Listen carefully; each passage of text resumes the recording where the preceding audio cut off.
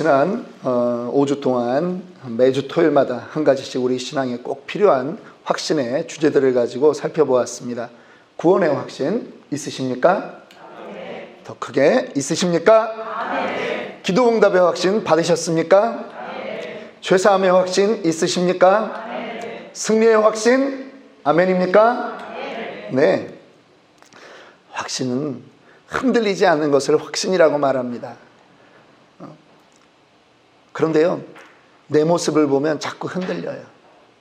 내 모습을 보면 들어왔던 확신도 자꾸 나갈 때가 있어요. 그러니까 우리는 무엇을 바라봐야 됩니까? 하나님을 바라봐야 되는데, 하나님이 우리에게 나를 내 말을 믿어라 라고 하고 주신 게 무엇이죠? 성경 말씀이에요. 그래서 우리는 확신이 필요할 때마다 말씀 한 구절씩 여러분 붙잡고 그렇게 기도하셔야 됩니다. 우리의 상황과 우리의 마음가짐은 변할 수 있지만 이 하나님의 말씀은 절대 변할 수 없기 때문입니다. 구원의 확신을 말씀드릴 때 여러분들하고 무슨 말씀 나눴습니까? 요한복음 1장 12절 영접하는 자 곧 그 이름을 믿는 자들에게는 하나님의 자녀가 되는 권세를 주셨으니 믿으십니까? 우리가 그 권세를 받았습니다. 우리가 그 하나님의 자녀인 줄 믿습니다. 기도응답의 확신을 말할 때는 마가복음 11장 24절 그러므로 내가 너희에게 말하노니 무엇이든지 기도하고 구하는 것은 받은 줄로 믿으라. 그리하면 너희에게 그대로 되리라. 아멘.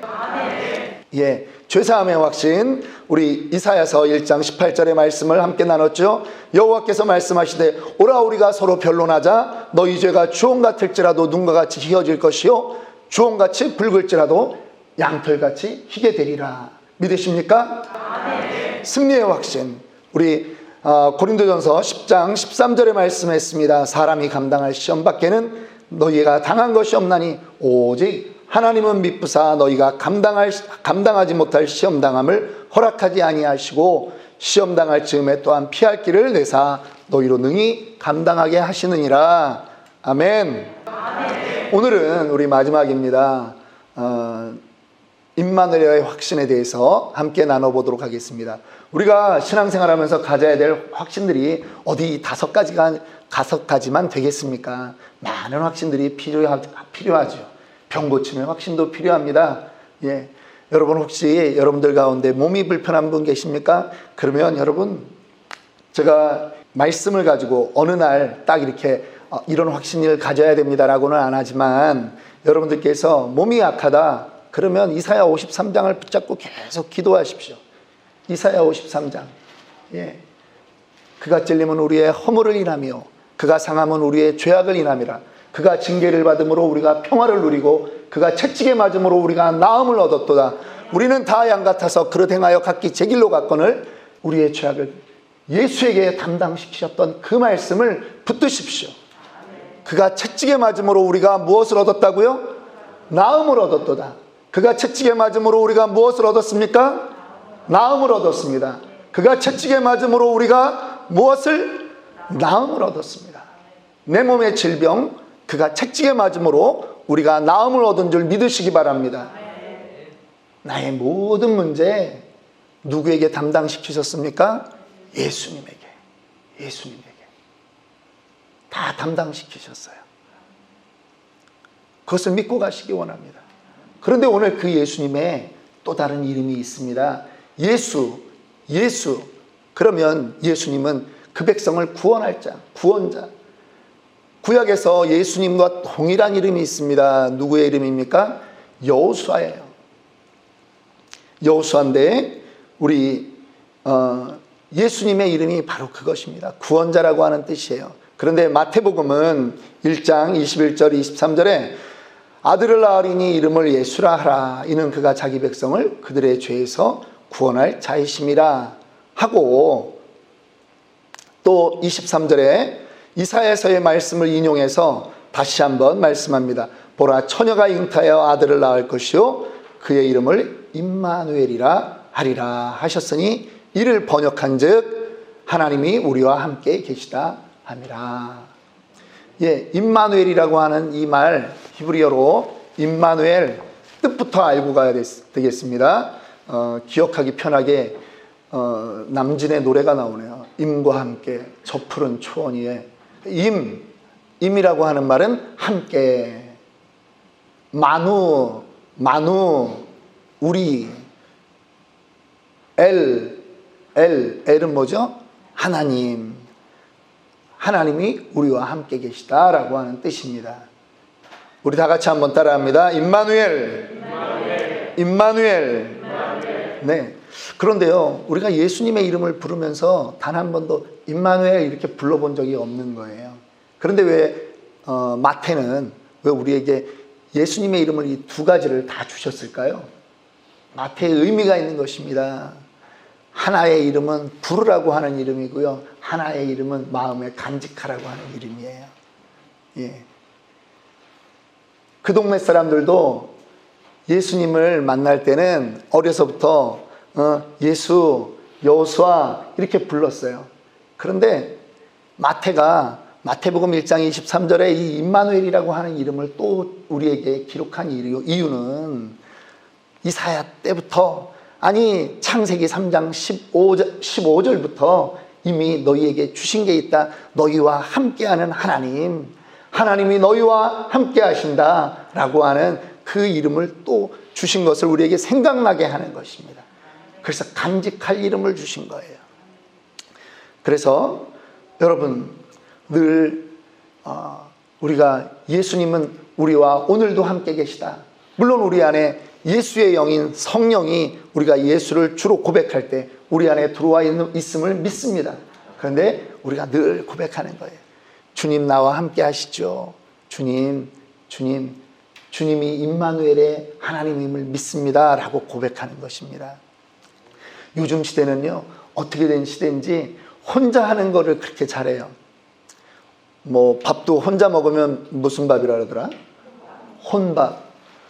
뭐 여러분들 중에는 뭐 혼자 이렇게 술 먹을 사람은 없지만 혼자 술 먹으면 뭐라 그래요? 혼술.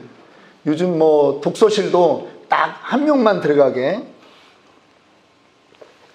아주 작은 평수로 한국은 그렇게 해놨더라고요.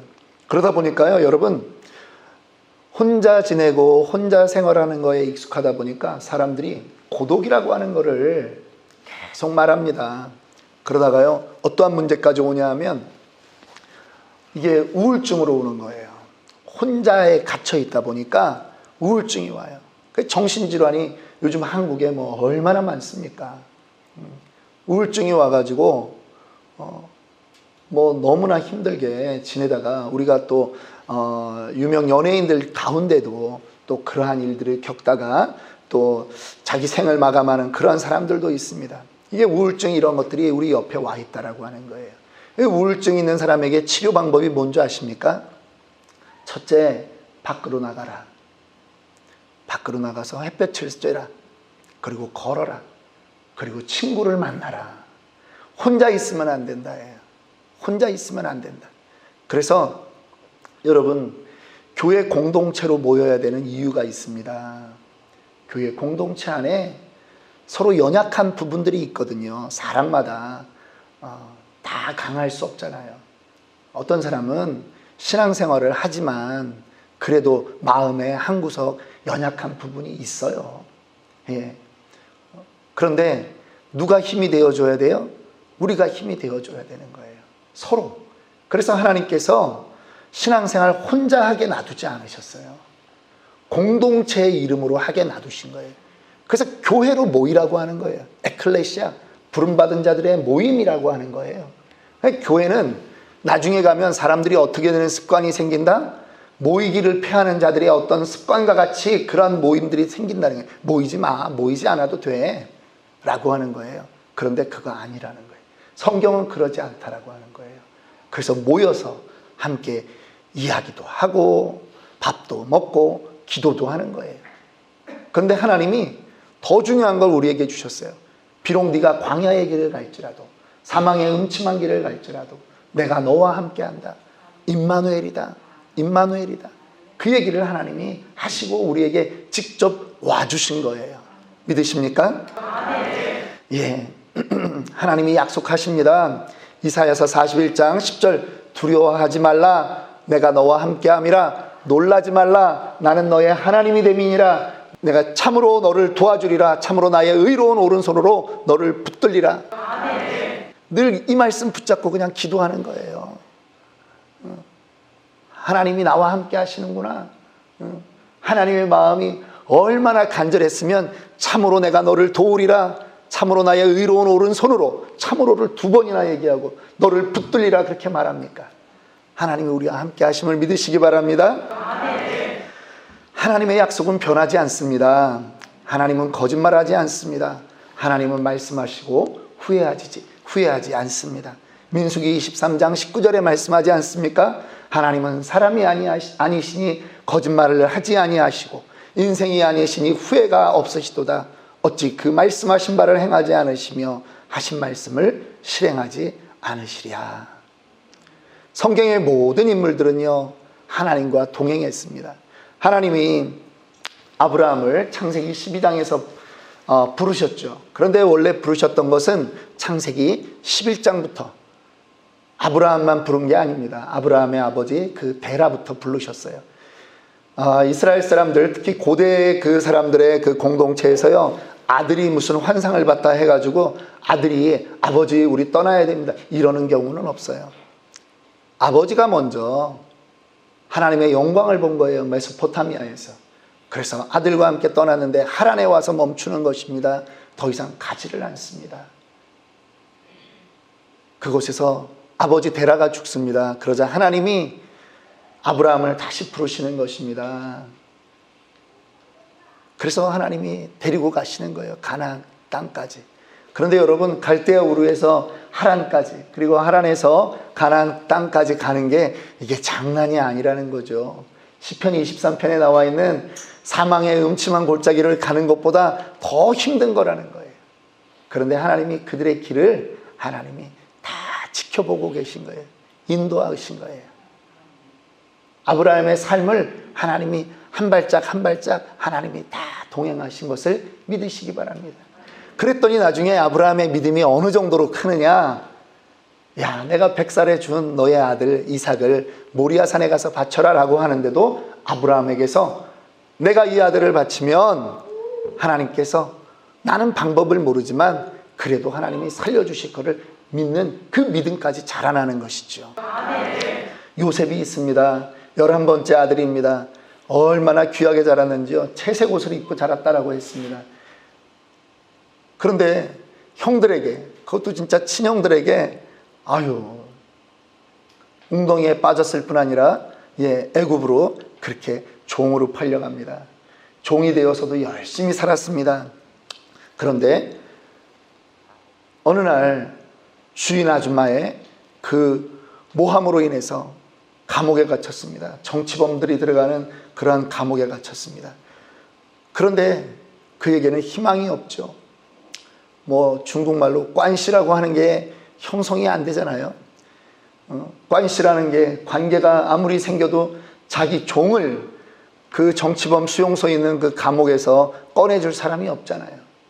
그런데 그와 누가 함께 했다고요? 하나님이 함께 하셨다라고 하는 것입니다.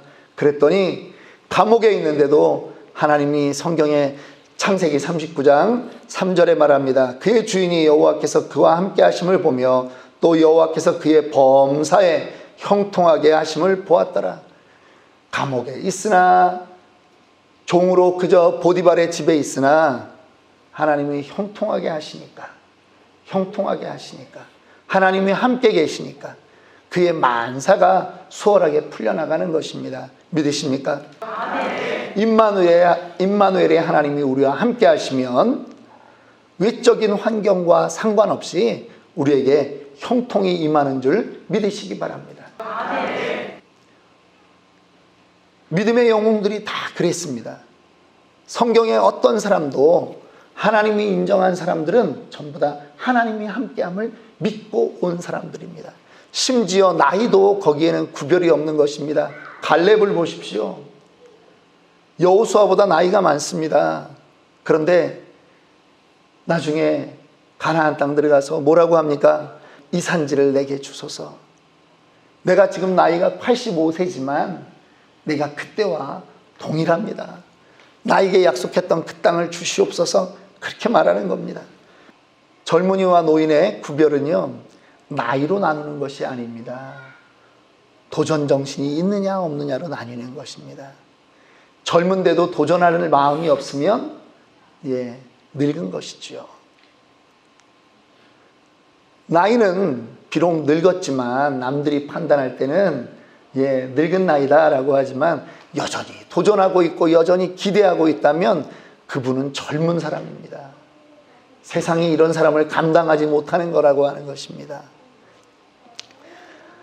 학생들을 가르칠 때 가장 힘들었던 일이 있습니다. 애들한테 말을 시키면요, 뭐라 그러냐면, 왜요? 못해요. 안 해요. 왜 해요? 제가 애들 그 입에 말버릇을 바꾸는데 제가 온 신경을 쓰는 거예요. 말을 바꾸는데. 여러분, 우리는 하나님을 어떤 하나님이라고 합니까? 입술의 열매를 짓는 하나님이라고 분명히 기록하고 있습니다. 믿으십니까? 입술의 열매를 지으세요. 잠언서에도 말씀합니다. 죽고 사는 것이 무슨 권세에 달렸다고요? 혀의 권세에 달려있어요. 여러분, 혀가 말이 대단한 겁니다. 죽고 사는 권세가 달려있습니다. 그런데 된다라고 하는 말을 할 때도 똑같은 에너지가 쓰이고 안 된다라고 하는 말을 할 때도 똑같은 에너지가 쓰이는데 왜 안 된다라고 말을 할까요? 하나님은 지금 내가 임마누엘 하겠다, 너희와 함께 하겠다라고 하는데 왜 부정적인 말을 할까? 우리가 잘 알지 않습니까? 민수기 14장 28절에 하나님이 이렇게 말하세요. 내가 내 삶을 두고 맹세하노니 너희 말이 내 귀에 들린 대로 내가 너희에게 행하겠다.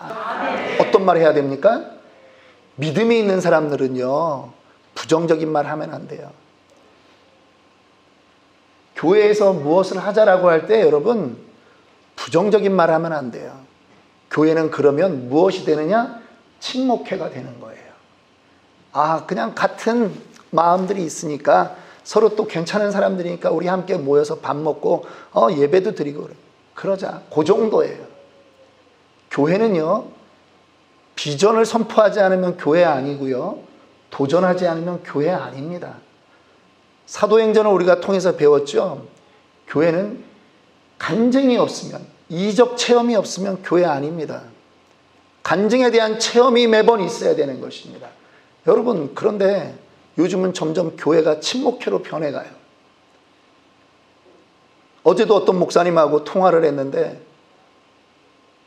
목사님, 나 지난번에 운영위원회 회의했다가 나 망신당했어요. 그러는 거예요. 왜? 그랬더니 우리도 부흥을 얘기하자 그랬더니 목사님 지금 코로나 때인데 무슨 부흥을 얘기하시냐고. 목사님이 아직 이 동네 오신 지 얼마 안 돼서 지금 잘 모르신다고 그래요. 여러분, 교회 아니라고 저는 감히 말할 수 있습니다.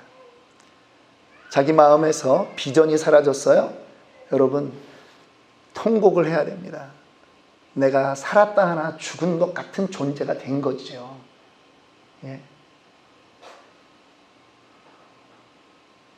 원리를 하나 알려드릴게요. 다들 행복한 가정을 꿈꿉니다. 기도 제목 적어내라고 했더니 전부 다 가정에 대한 문제만큼은 행복한 가정이 되기를 원한다라고 하는데, 제가 그냥 미리 답을 알려드릴게요. 행복한 가정은 어떻게 하면 되는지 아십니까? 행복을 꿈꾸면 안 돼요.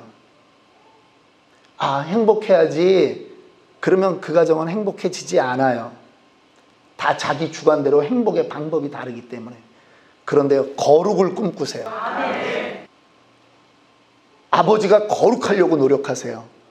어머니가 거룩하려고 하세요. 자녀들이 거룩하면 그 가정은 당연히 행복한 거예요. 이게 핵심이에요. 교회는요, 무엇이 있어야 된다고요? 비전이 있어야 되고요. 교회는 간증들이 있어야 돼요. 하나님을 체험하는 일들이 있는데 어떻게 친목회로 남아있겠습니까? 하나님을 체험하고 성령의 임재가 경험되는데 어떻게 뛰어나가지 않겠어요? 어떻게 전도하는 교회가 되지 않을 수 있겠습니까? 하나님이 살아계신데, 하나님이 시퍼렇게 살아계신데, 하나님이 우리와 함께 하시는데, 오늘 그 임마누엘의 하나님을 여러분들이 누리시기를 원합니다. 임마누엘의 확신을 살아가는 신자는요, 우리는 하나님이 함께함을 늘 믿는 것입니다. 불가능한 일, 내 눈에는 안 믿어지는 일을 당했습니까? 아, 하나님이 하시면 된다 선포하십시오. 예수님이 요한복음 14장 12절에 이렇게 말했습니다. 내가 진실로 진실로 너희에게 이르노니 나를 믿는 자는 나의 하는 일을 저도 할 것이요 또한 이보다 큰 것도 하리니 이는 내가 아버지께로 감이니라. 예수님이 떠나시면서 예수님의 저자는요, 예수님이 한 일뿐만 아니라 예수님이 했던 일보다 더 큰 일을 한다라고 하나님을 말씀하십니다. 하나님이 우리와 함께 하시면 하나님이 주신 사명을 감당할 수 있습니다. 이외에도 하나님이 우리와 함께 하시면요, 우리는 우리가 꿈꾸는 모든 일들을 할 수 있는 것입니다. 믿으시기 바랍니다. 우리 함께 찬양하고 기도합시다.